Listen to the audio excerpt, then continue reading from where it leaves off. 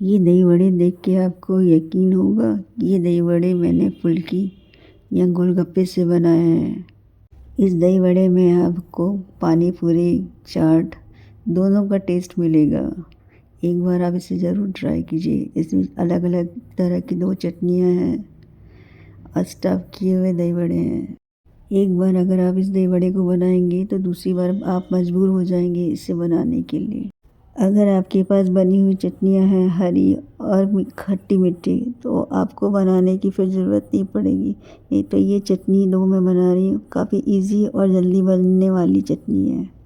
यहाँ मैं हरी चटनी के लिए थोड़े से पुदीने और 2-3 या 3-4 लहसुन की कलियाँ ली हैं। आप चाहें तो लहसुन ना भी डालें, पर उससे टेस्ट बढ़ जाता है। और आधा प्याज। यहाँ मैंने सब धो के रखा है, गुड़ को भी धो के रखा है, थोड़ा सा गुड़ भी मैं इमली के साथ ही डाल दूँगी, बाद में डालने की ज़रूरत नहीं पड़ेगी। यहाँ पहले हरी चटनी के लिए मैं थोड़ा सा इमली का पानी डाल रही हूँ, पूरा नहीं डाल रही हूँ, थोड़ा सा। बाकी का मैं खट्टी मीठी चटनी के लिए रख रही हूँ। या थोड़ा सा इमली का पानी डाल रही हूँ, उसमें थोड़ा धनिया, हरा धनिया और थोड़े से पुदीने के पत्ते और हरी मिर्ची, नमक और आधा प्याज। ये कम से कम 1 छोटी कटोरी चटनी बन जाएगी। आप इसे स्टोर भी कर सकते हैं कम से कम 3-4 दिन के लिए फ्रिज में। यहाँ मैंने प्याज आधा ही लिया है, धनिया और पुदीने के हिसाब से। ज़्यादा प्याज डालने से चटनी मीठी लगेगी। आप हरी मिर्ची अपने हिसाब से ही डालिएगा। मैंने यहाँ 3-4 हरी मिर्ची डाली है। यहाँ गुड़ की चटनी बनाएंगे तो हरी चटनी थोड़ी तेज़ रहे तो ज़्यादा अच्छा है, फिर भी आप अपने हिसाब से रखिएगा। लहसुन भी ऑप्शनल है, अगर लहसुन पसंद ना हो तो आप स्किप कर लीजिएगा। या धनिया, पुदीना, हरी मिर्च और नमक टेस्ट सब अपने हिसाब से डालने का। खाली धनिया से कम आप पुदीना रखिएगा, क्योंकि पुदीना थोड़ा कड़वा रहता है। पुदीने से ज़्यादा अगर धनिया रखेंगे तो बैलेंस बराबर रहेगा। आप इमली के पानी की जगह कैरी भी डाल सकती हैं। कैरी से भी चटनी में खटास आ जाती है। इस चटनी में दही वड़े के हिसाब से पानी डाला है। आपको ज़्यादा मोटी चाहिए तो पानी कम डालिए, और ज़्यादा पतली चाहिए चटनी तो आप पानी थोड़ा ज़्यादा डालिए। या दही वड़े के हिसाब से मैंने इमली का पानी कम से कम आधा कटोरी से थोड़ा सा कम डाला है। नमक टेस्ट के हिसाब से डालिएगा। अब इसे ग्राइंड करना है। उसके बाद हमें यहाँ पे मीठी चटनी बनानी है। मीठी चटनी के लिए यहाँ मैंने पल्प रखा है। इसे अच्छे से मैश करना है। अच्छे से मैश करके इसका पल्प हटाना है, और इसका जो पानी है पूरा हाथ से ही छान के, या आपको छन्नी से छानना है ईजी लगता है तो आप छन्नी से छानिए। मैं हाथ से निकाल रही हूँ। अगर आपको और बढ़ानी है चटनी तो इसमें सादा पानी और डालिए और मैश करके इसमें से पानी निकाल दीजिए। यहाँ मैंने गुड़ थोड़ा सा धो के रखा था, वो भी इसी में डाल रही हूँ। आपको गुड़ की जगह शक्कर डालना है तो यहाँ कम से कम 4-5 चम्मच शक्कर डाल दीजिएगा। मैं यहाँ गुड़ डाल रही हूँ। गुड़ से चटनी का टेस्ट ज़्यादा ही अच्छा लगता है। मैंने हरी चटनी में धनिया डालना भूल गई थी, वो मैं अभी डाल रही हूँ। बाकी का थोड़ा धनिया मैं बाद मसाले के लिए रख रही हूँ। चटनी को एकदम फाइन पीसना है, एकदम पतला ही पीसना है। अब इसे अलग से रखते हैं। अब यहाँ हमारी हरी चटनी की तैयारी हो गई। अब ये जो मीठी चटनी के लिए पल्प निकाल के रखा था पैन में, इसे स्लो फ्लेम में ही गैस पर रखेंगे जब तक वो थोड़ी गाढ़ी हो जाए। तब तक हम मसाला बना लेते हैं। यहाँ मैंने छोटे छोटे चने, देसी चने हैं ये छोटे वाले, आलू बॉईल करके डाल रही हूँ। आप चाहें तो स्किप कर सकते हैं, पर आलू से अच्छी बाइंडिंग भी होती है और टेस्ट भी एकदम चाट के जैसा रहता है। अब ये जो मैंने चने लिए हैं, ये देसी चने हैं छोटी साइज़ के। ये चने एकदम बॉईल होने चाहिए। देखिए मैं हाथ से मैश करके दिखाया। आलू को बिल्कुल जितना छोटा काट सकते हैं उतना काटिएगा, क्योंकि पूड़ी के अंदर भरेंगे तो वो अच्छे से भरा सके। अगर ज़्यादा बड़े बड़े साइज़ के काटेंगे तो वो स्टफ़ नहीं होगा अच्छे से और बाहर निकल जाएगा। धनिया मसाले जो भी है उससे अच्छे से बारीक जितना हो सके उतना काटें। आलू के टुकड़े भी छोटे छोटे काटिएगा। चने एकदम नरम मैशी होने चाहिए, तभी वो खाने में अच्छा टेस्ट आएगा। आपको ये काफ़ी लेंदी लगता होगा, पर लेंदी थोड़ा सा है, पर खाने में काफ़ी ज़्यादा टेस्टी है। अब यहाँ मैं मसाले के हिसाब से लाल मिर्ची डाल रही हूँ आधा चम्मच जीरा पाउडर डाल रही हूँ, सफ़ेद नमक स्वाद अनुसार और 1/4 टीस्पून काला नमक। चाट मसाला डाल रही हूँ आधा चम्मच। काला नमक आप ज़रूर डालिएगा। अब ये सारे मसाले मैश कर रही है अच्छे से। ये दही वड़े का प्रोसीजर थोड़ा लंबा है, पर खाने में काफ़ी टेस्टी है। एक बार आप इसे ज़रूर ट्राई कीजिए और मुझे कमेंट करके बताइएगा कि आपको ये डिश कैसे लगी। अब यहाँ मैं कुछ गोलगप्पे ली हूँ। आप क्या बोलते हैं अपने शहर में, अपनी सिटी में, मुझे कमेंट करके बताइएगा प्लीज़। और यहाँ मैं बेसन ले रही हूँ फुल्की के हिसाब से।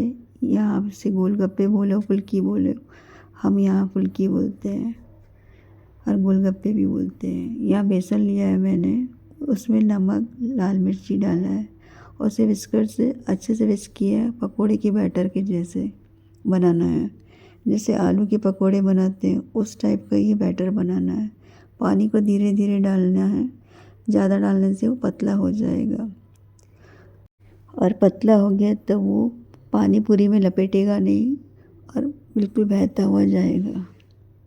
इसलिए पानी बिल्कुल धीरे धीरे डालिए और गाढ़ा घोल जैसे आलू के पकोड़े के जैसे बनाते हैं या ब्रेड के पकोड़े के जैसे, सेम वैसे ही थिकनेस रखनी है बैटर की। मसाले आप अपने टेस्ट के हिसाब से डालिएगा। मैं यहाँ पानी पूरी के हिसाब से बेसन में नमक मिर्ची डाला है। अब अच्छे से लम्स नहीं होना चाहिए, अच्छे से गुठलियाँ सारी जो भी हो निकाल लीजिएगा और एक अच्छा थिक बैटर बनाइएगा जैसे पकोड़े का रहता है। देखिए इस तरीके जैसे मैं विस्कर से उठा के दिखा रही हूँ आपको।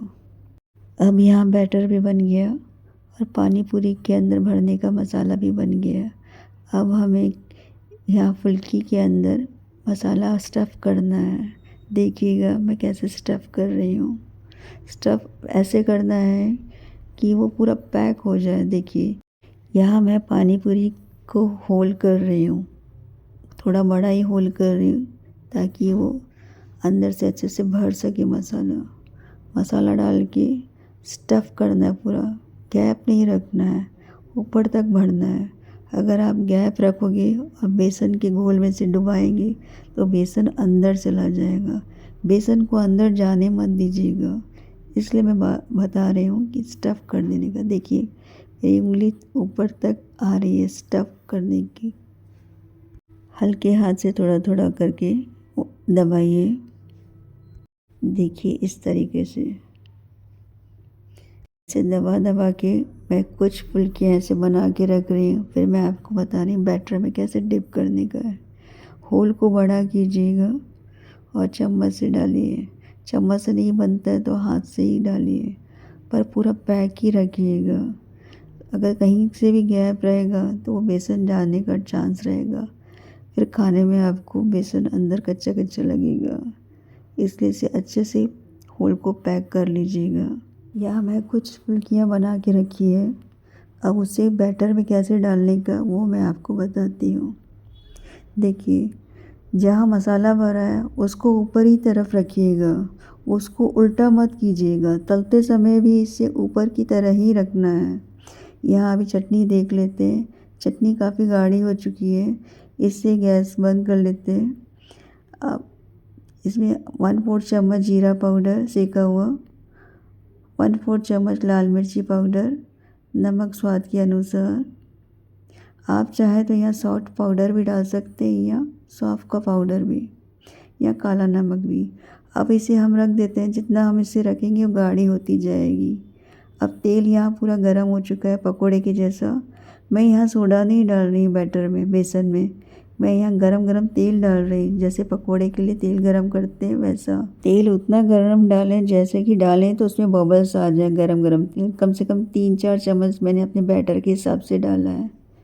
अब देखिए मैं देखिए जिस तरफ मैंने मसाला भरा था, स्टफ़ किया था, उसको ऊपर की तरफ रख रही हूँ तेल में, कढ़ाई में। उल्टा नहीं करने का, उल्टा करने जिस तरफ मसाला भरा है उससे ऊपर ही रखने का। नीचे अच्छे से पक जाएगा तो मसाले का ऊपर की लेयर अपने आप ठीक होती जाएगी, पकती जाएगी। वो जैसे ही नीचे से लाल हो जाएंगे पकोड़े फुल्की वाले, इसको फुल्की के पकोड़े बोल रही हूँ मैं अभी आपके सामने, तो वो जैसे ही नीचे से लाल हो जाएगा उसके बाद इसे पलटाएंगे तो वो निकलेगा नहीं। यहाँ मैं अपनी कढ़ाई के हिसाब से 5-6 डाल लें, आप अपने तेल और कढ़ाई की क्वांटिटी के हिसाब से डालिएगा। एक साथ ज़्यादा डालने से वो अच्छे से पलटेंगे नहीं, आप अपने कढ़ाई और तेल के हिसाब से डालिएगा। अब नीचे की तरफ जैसे ही लाल होगा उसे पलटाने का, जैसे सेम पकोड़े का प्रोसीजर रहता है वैसा ही है ये भी। देखिए मैं धीरे से पलटा रही हूँ, नीचे से लाल हो गया है। अब इसे दूसरी तरफ से भी लाल करना है। गैस को ज़्यादा स्लो में भी ना रखिए, ज़्यादा तेज़ पे भी ना रखिए, मीडियम आंच पर ही रखिए। सेम जैसे आप पकोड़े तलते हैं वैसे ही रखिए इसे। अब जो मैंने बाद में डाले थे उससे बाद में पलटा रही हूँ, जो पहले डाले थे उससे अभी पलटा रही हूँ। अब इसे अच्छे से तल के निकालेंगे और उससे मैं बताऊँगी आपको आगे कैसे करने का है। इसे आप एक स्नैक्स के तरीके से भी खा सकते हैं। आप बिना दही के या किसी चटनी के साथ या ऐसे भी आप इसे खा सकते हैं। दोनों तरफ से लाल हो जाए अच्छे से गोल्डन ब्राउन जैसे, उसके बाद आप इसे टिश्यू पेपर में या ऐसे ही निकाल दीजिए। उसके बाद जैसे दही बड़े का प्रोसीजर रहता है सेम वैसे ही प्रोसीजर है इसका। आपको मेरी ये रेसिपी कैसे लगी आप प्लीज़ कमेंट करके बताइएगा। सारे पकौड़ों को मैं अच्छे से तेल से छान के निकाल रही हूँ, आप चाहे तो टिश्यू पेपर में भी डाल सकते हैं। अब यहाँ मैंने पकौड़ों को थोड़ा सा ठंडा कर दिया है और एक बाउल में ये पानी लिया है। ये पानी रूम टेम्परेचर का है। अब इसमें मैं पकौड़े डाल दूँगी, कम से कम 5 मिनट जैसे थोड़े से नरम हो जाए, हल्के से नरम, ज़्यादा देर पानी में नहीं छोड़ना है। 4 से 5 मिनट ही रखना है इसे पानी में, पर पकौड़े ठंडे होने चाहिए, गरम नहीं। अब 5 मिनट या 4 मिनट के बाद इसे अच्छे से हल्के हाथ से पानी झड़ जाए वैसे इसको हथेली में रख के दबाना है। ज़्यादा फोर्स से नहीं दबाना है, नहीं तो मसाला बाहर निकल जाएगा। ये देखिए हल्के हाथ से, बस उसमें जो पानी भरा हुआ है वो उसे निकालना है। इससे क्या आपके दही बड़े नरम होंगे। अपने दूसरे दही बड़े भी देखे होंगे, उसे पानी से निकाल के ऐसे रखते हैं, उससे सॉफ्ट बनते हैं दही बड़े। इसे भी पानी से निकाल के ऐसे हल्के हाथ से दबाना पड़ेगा ताकि इसका पूरा पानी निकल जाए और खाने में अच्छे सॉफ्ट लगे। अगर आपको अब भी नहीं खाना है तो भी आप ऐसे पानी से निकाल के फ्रिज में रख सकते हैं। दही में बाद में डालिए जब आप खाएं, पहले से दही में डुबा के ना रखिए, उससे क्या दही बड़े पूरे दही सोख लेगा। ऐसे करके मैंने सारे वड़ों को पकौड़ों को ऐसे ही पानी से डाल के निचोड़ के निकाला है। 5-5 मिनट या 4 मिनट, इससे ज़्यादा ना रखिए, पर पानी पूरा निकाल लीजिएगा, पानी अंदर रहने मत दीजिएगा। अब यहाँ मैंने दही लिए, दही में नमक डालने का अपने टेस्ट के हिसाब से। आप चाहें तो शक्कर भी डाल सकते हैं, पर मैं नहीं डाल रही क्योंकि इसमें मैंने गुड़ की चटनी बनाई है इसके लिए। इसे विस्कर से या आप किसी भी फोक या चम्मच से इसे फेंट लें ताकि इसमें जितने भी लम्स हैं वो निकल जाए। अब यहाँ नमक मैंने अपने स्वाद के हिसाब से डाला है। अब मैं वड़े यहाँ पकोड़े उतने डालूँगी जितना मुझे अभी सर्व करना है। यहाँ दही मैंने ठंडी ली है, आप अपने हिसाब से लीजिएगा। दही खट्टी मत लीजिएगा, फ्रेश दही रहती है वो लीजिएगा। अब यहाँ जो वड़े मैंने पानी में डुबा के रखे थे उसे निकाल लेती हूँ। और मैं एक साथ सारे दही वड़े नहीं बना रही हूँ, कुछ ही वड़े बना रही हूँ, बाकी के मैं फ्रिज में रख रही हूँ। अब मैं यहाँ आपको हरी चटनी की थिकनेस बता रही हूँ। जितनी मैंने रखी है दही वड़े के हिसाब से। यहाँ मैंने कम से कम एक छोटी कटोरी बनाई है। ये कम से कम मेरे यहाँ 2 या 3 दिन चलेगी चटनी। देखिए, आप अपने हिसाब से धनिया पुदीना लीजिएगा, आपको जितनी बनानी हो। ये देखिए,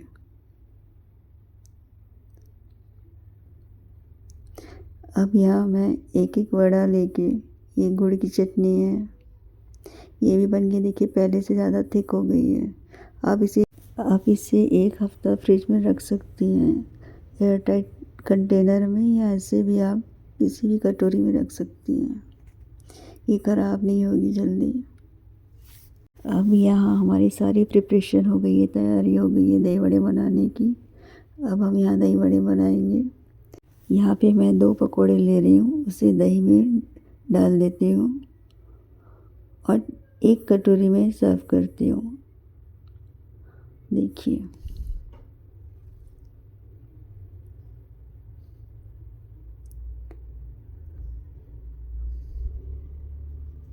ऊपर से दही डालने का, दही गाढ़ी होनी चाहिए। पतली दही से क्या कोटिंग पूरी नहीं होगी बरोबर, इसलिए दही वड़े की दही गाढ़ी होनी चाहिए ताकि वो वड़े को अच्छे से लपेट सके।